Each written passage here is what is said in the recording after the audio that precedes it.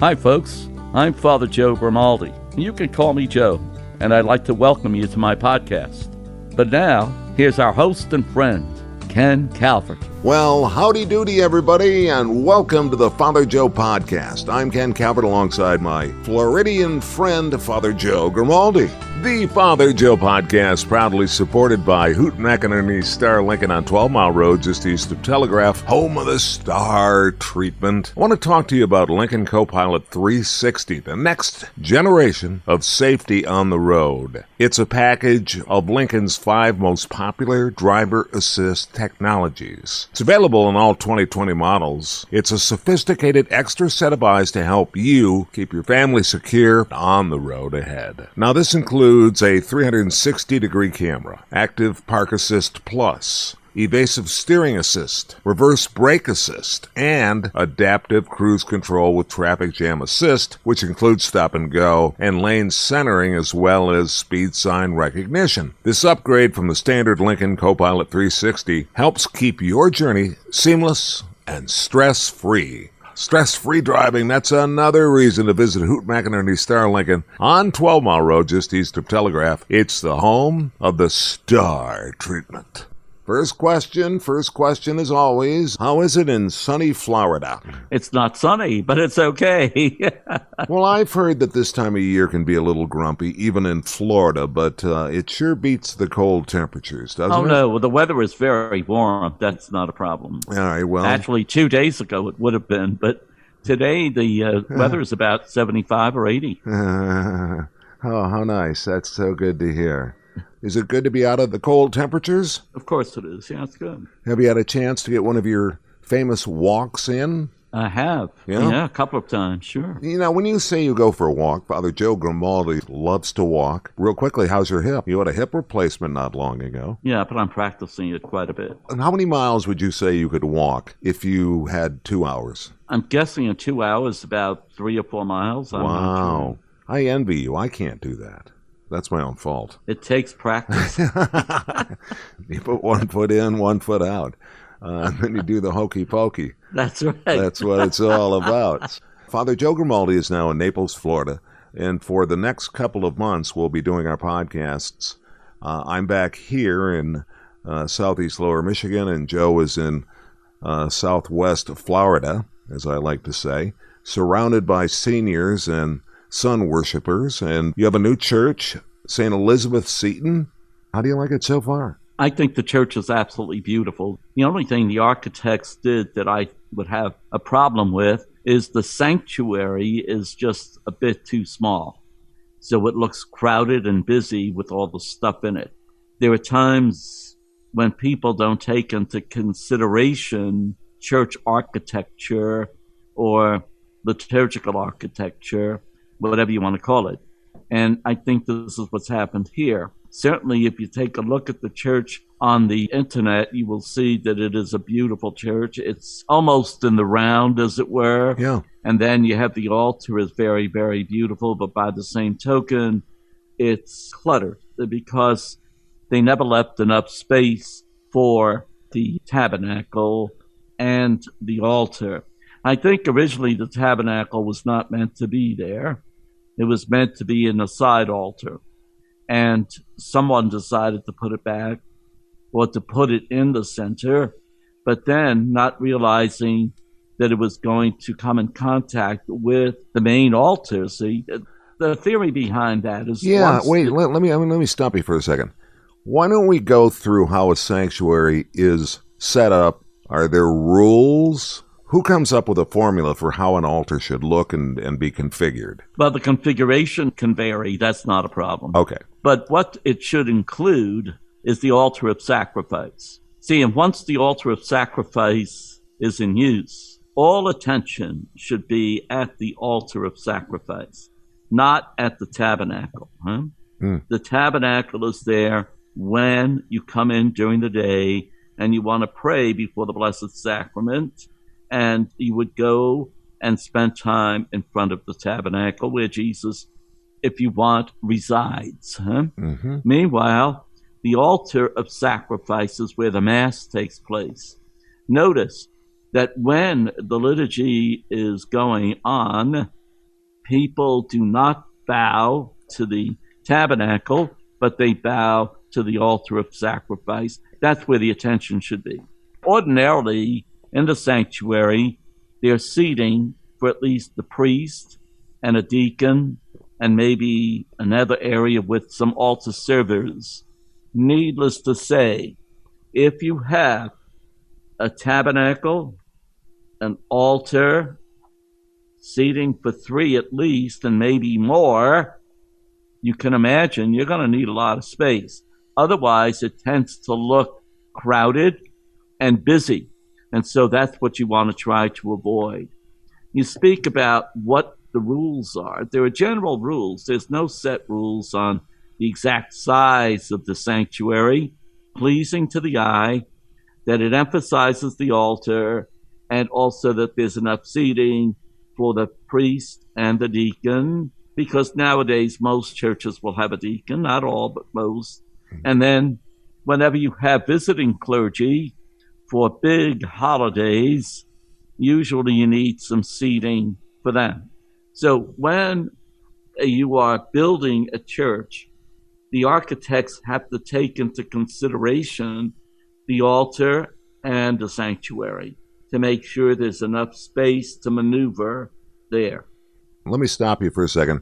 You were talking to me yesterday about statues, the cross. There's usually just one cross in a church.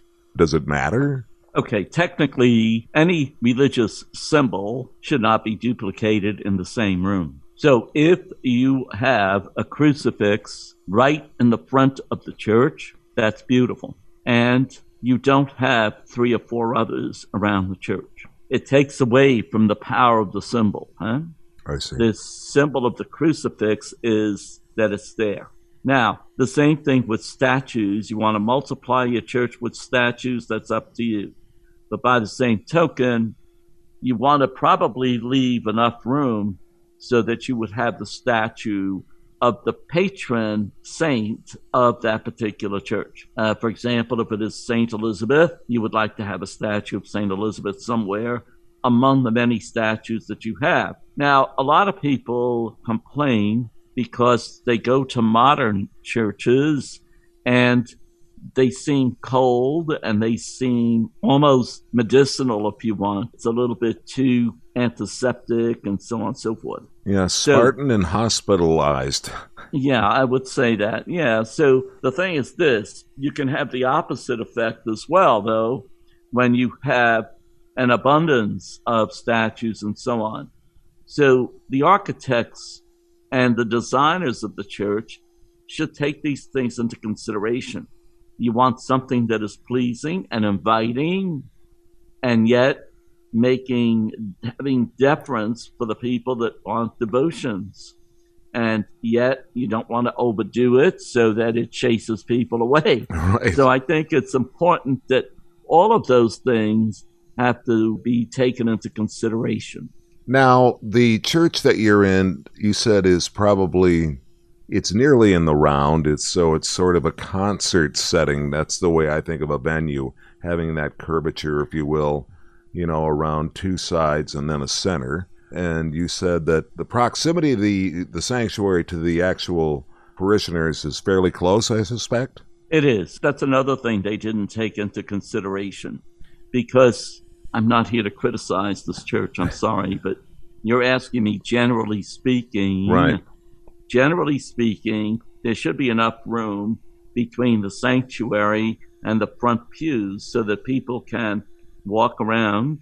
The architects take into consideration the culture of the people, their devotions, their interests, and yet, in a general way, the aesthetics of the church. You Right. want the church to be inviting. You want the people to be able to say, I feel comfortable coming in here.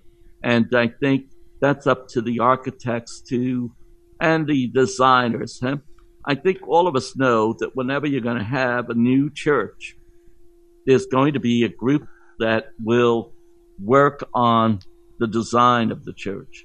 Obviously, you don't want a group of people made up of lawyers, doctors, and Indian chiefs. You want people that are involved with architecture, are involved with the knowledge of what it means to be welcoming, so that they can make decisions that are good in the creation of an inviting church. I guess every church should, in fact, be different. And so this church is not nearly as big as, say, some of the others that you say mass up here in Michigan. It's probably a little smaller. It is, but not too much smaller, but go ahead. But well attended, yes? Or is it... I've only been here a weekend. I don't know. Well, you said one Sunday mass, haven't you? Yeah, but 7:30 is no guideline. Oh, okay. All right, so let me ask you this. Where is the statue or the picture of St. Elizabeth Seton? Where is that positioned in the church? There isn't one. There isn't. That's interesting, isn't it? I don't want to get you in any sort of harm. I imagine that's their choice. Is there... I never thought to ask you this before. I'll take, for example, is St. Regis represented inside the church somewhere? Yes, St. Francis Regis is at the entrance of the church. Okay, and what about St. Hugo? There is no St. Hugo statue. But see, okay, you have to look at the way the liturgical studies have gone along. First of all, since statues mean private devotion, the church is meant for public devotion. So the Mass is a public prayer, not a private prayer. So usually some people try to combine the public and the private. So for example, the church where I am, if you look around the church, all of the walls are taken up with statues.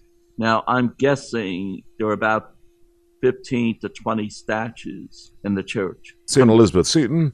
Yeah. But, no kidding. But you compare that to St. Hugo's and there are no statues. I shouldn't say that. In the chapel, towards the front of the church, there is one of the Blessed Mother, one of St. Joseph, but ordinarily in the big church, you don't have statues. Well, let me put it this way. The people that were involved in the creation of St. Hugo's certainly had done their studies, For example, the baptismal font is at the entrance of the church, as it should be. If you have traveled to Europe, very often there are separate buildings for the baptismal font.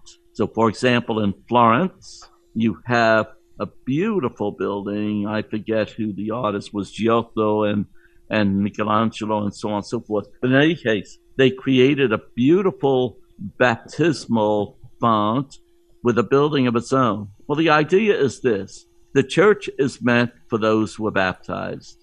All are welcome and they can work towards baptism. That's not the problem. But in order to keep that symbolism alive, you first get baptized, then you go into the church. And this is why the baptismal font is located in the front of the church. And that's where people bless themselves, because very often there's a big font with holy water that people use to bless themselves. And then you enter the church. Right. St. Hugo's has that, and a lot of other churches do too. A lot of people may think it's in the back of the church, although that's where you come in. I think a lot of people think that because the sacristy and the sanctuary is all up front, that's the front of the church. And if, as you come through the doors, the first thing we really should see then is the baptismal font. Is that correct? Yes. Okay. That's not always the case. To me, ideally. To me, in an unusual way, that's the back of the church. Well, I don't like to use back or front. It's okay. The entrance. All right. Okay, the entrance. I'm sorry. Otherwise, it makes no sense. Okay. When you enter the church, you enter as a baptized individual. It's at the beginning. When you enter the church is where the baptismal font is. All right. Now, a lot of people today, you go throughout Detroit, and you can find lots of churches where the baptismal font is in the front, where I said the altar is. Basically, it's ways away from the entrance, and they have maybe just a little baptismal font. St. Hugo's emphasizes the idea of baptism, and therefore it's right at the entrance of the church. I have a question for you. can you have a baptismal font outside? In other words, sometimes people like to be married outdoors, not necessarily Catholics, obviously, but a lot of people like to do it outdoors, hoping, in fact, that the weather is nice. Is there such a place, such a way that you could have a baptismal font outside for beautiful days? Well, again, you don't duplicate. You don't have 4 or 5 baptismal fonts. There's only one baptismal font. Okay. Question now, answered. But okay. for a practical answer, you don't want something outside if it's going to be sleeting and snowing. No, I realize that. But during the summer, I was just wondering if there was an option. No, there's no option. Okay. And, of course, you enter, and that's where your baptismal font is. This is why I love you, man. You're like, no, there's only one baptism. What are you not getting here? Jeez. I'll tell you what, you're not going to pass this test today, Ken. So, anyway, we sent you down to Florida to cheer up. Now knock it off, all right? So finally, when it comes to the pews, of course, there was a time when, it was the great carpenters who actually were in the parish that did the pews and all of that. Kneelers are still critical in the Catholic Church, right or wrong? Define critical. Necessary. No. No? If you go to St. Peter's Basilica in Rome, you're not going to find one kneeler. Okay. Yeah.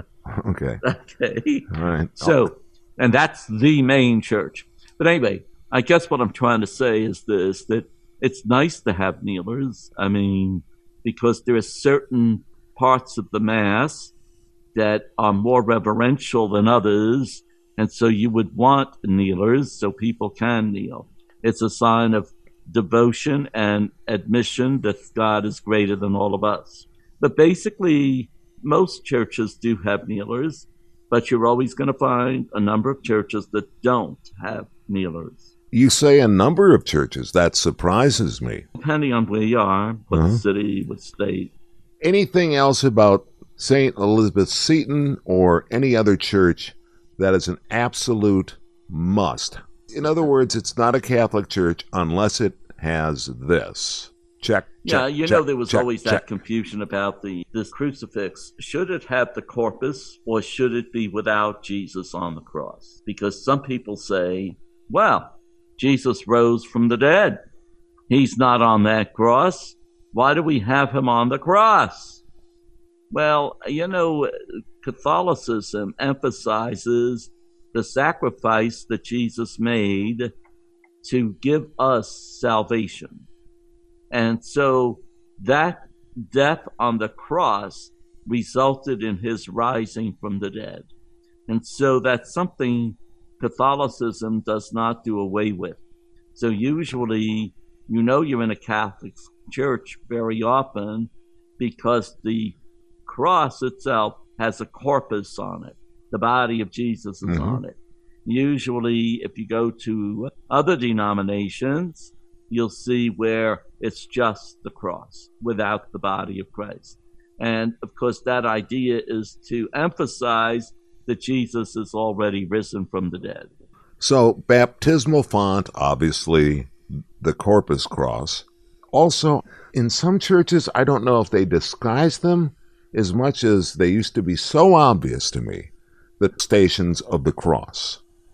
They don't seem to be nearly as striking or almost as important as they once were in churches. I don't know what importance means in that case because it's a devotion and most churches do have Stations of the Cross. Some people use artistic means to get the point across so that the stations are there if you look carefully, but maybe they might be disguised in some way or other. And that's for art's sake, basically, to give people a sense that this is an important part of our faith, that Jesus went through his passion and death. And that's what we pray when we do the Stations of the Cross. Well, of course it is, and it's a reminder of the entire cycle that we basically go through, the prelude to the most important feast day in the church, that being Easter. So I got that one correct. Oh, you have it all correct. So I got that going for me. You have it all correct. As we wrap up podcast number 1, Ken in Southeast Lower Michigan, Father Joe in Naples, Florida. What big road are you by? That's like our Woodward Avenue? Golden Gate Parkway. That'll get you anywhere, right? I-75 will. Oh, okay. Oh, that's right. It goes all the way, doesn't it? It sure does. I bet there's construction all the way, too. Yeah, there's Square Lake is just down the road. By about 1,200 miles. Well, we miss you up here. Let's make sure that you're comfortable, you're happy. We're trying to cheer you up. That's why we sent you down there. A lot of people worried about you, Father Joe. You know, you were starting to snap at everybody, and we said, does anybody... No, it's only you I snap at. Does anybody know a priest in Naples to get him out of here for a couple of months? I'm kidding. Okay. It's so good to connect with you. You look great. Father Joe and I can look at each other through the magic of technology. How it works, we don't know. We just know it did, and that's all that matters. So thank you. Thank you, dear God. And we will see you next time on the Father Joe Grimaldi podcast. I look forward to it. Thank you. This is Father Joe Grimaldi, and I look forward to seeing you next time on the Father Joe podcast. If you'd like, you can email us. It's frjoepodcast@gmail.com. That's frjoepodcast@gmail.com. We're also on Facebook. Simply search Father Joe Grimaldi. And thanks for listening, everyone.